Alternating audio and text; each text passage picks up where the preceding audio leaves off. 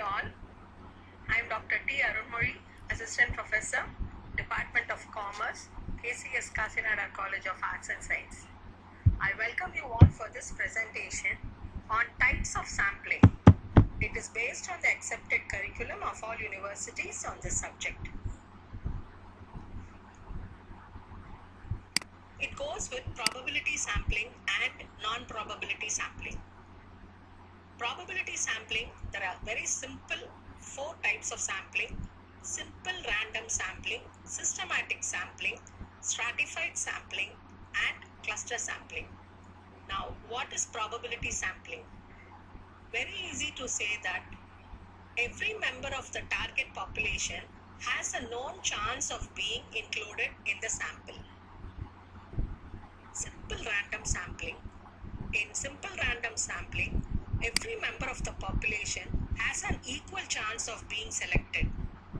The sampling frame will include the whole population.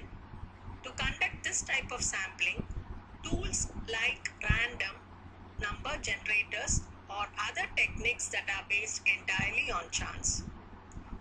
For example, to select a simple random sample of 100 employees of company X, assign a number to every employee in the company database from 1 to 1000 and use a random number generator to select 100 numbers. Systematic sampling is similar to simple random sampling, but it is usually slightly easier to conduct. Every member of the population is listed with a number, but instead of randomly generating numbers, individuals are chosen at regular intervals. For example, all employees of the company are listed in alphabetical order. From the first 10 numbers, you randomly select a starting point, number 6. So, from number 6 onwards, every 10th person on the list is selected. It shows as number 6, 16, 26, 36, and so on, and you end up with a sample of 100 people.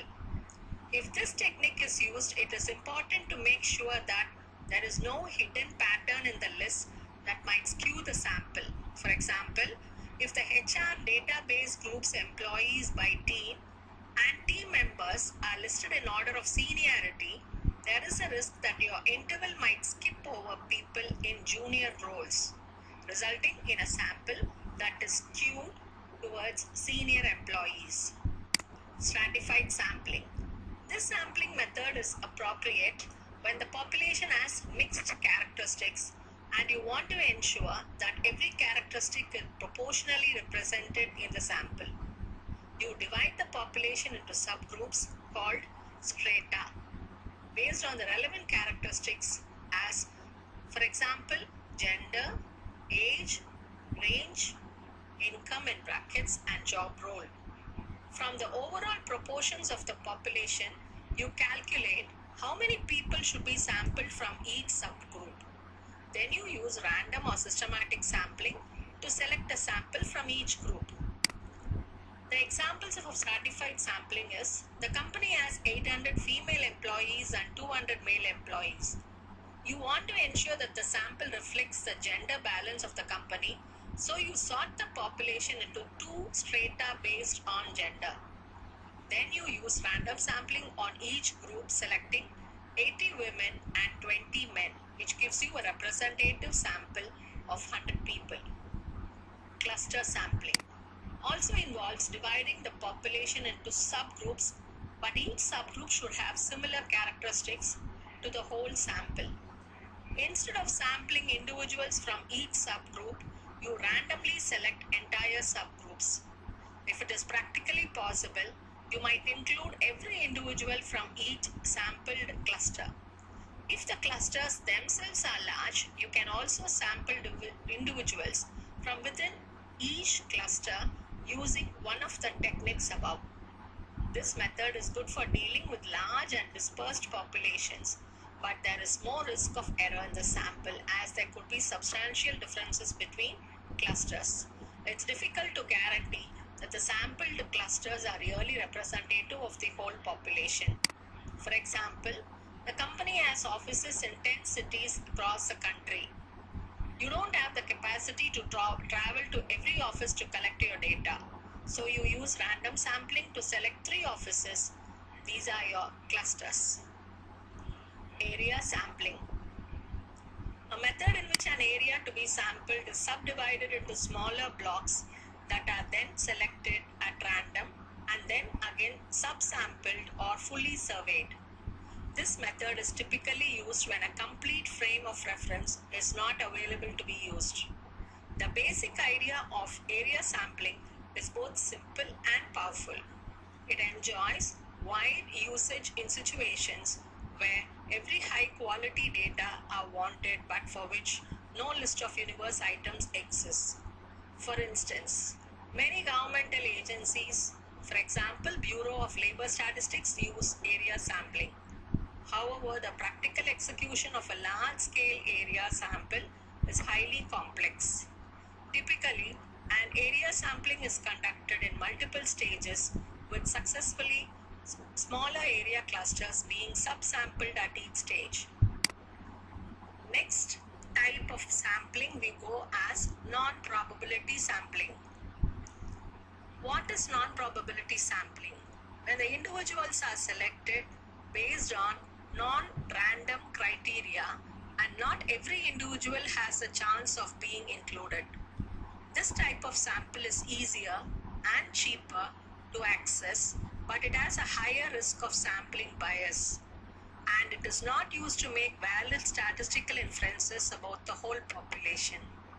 Non-probability sampling techniques are often appropriate for exploratory and qualitative research.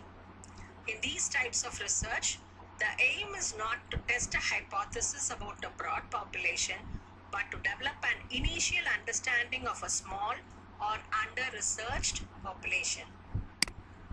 Under the non-probability sampling, the first sampling is convenience sampling. It includes the individuals who happen to be the most accessible to the researcher. This is an easy and inexpensive way to gather initial data, but there is no way to tell if the sample is representative of the population, so it can't produce generalizable results. A sample population selected because it is readily available and convenient. For example, surveying the best first 100 people passing on a street. The researcher using a sample cannot scientifically make generalizations about the total population from this sample because it would not be representative enough. For example, researching opinions about student support services in the university, so after each of the classes, fellow students are to complete a survey on the topic.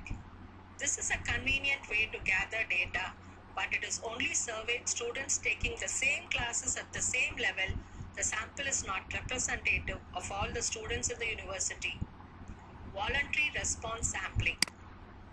It is similar to a convenience sample. A voluntary response sample is mainly based on ease of access. Instead of the researcher choosing participants and directly contacting them, people volunteer themselves. That is, by responding to a public online survey. Voluntary response samples are always at least somewhat biased, as some people will inherently be more likely to volunteer than others.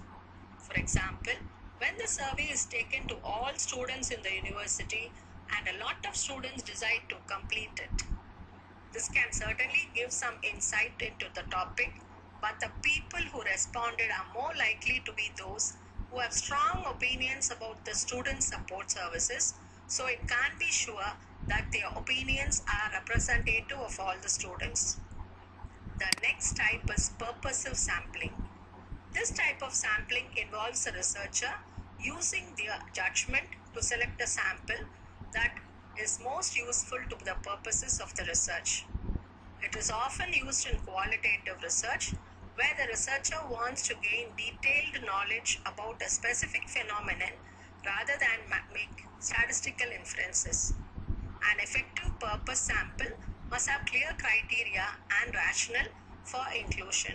For example, to know more about the opinions and experiences of disabled students in the university, So purposefully selected number of students with different support needs in order to gather a varied range of data on their experiences with student services. Snowball sampling. If the population is hard to access, snowball sampling can be used to recruit participants via other participants. The number of people to have access to snowballs as you get in contact with more people. For example, researching experiences of homelessness in any city. Since there is no list of all homeless people in the city, probability sampling isn't possible.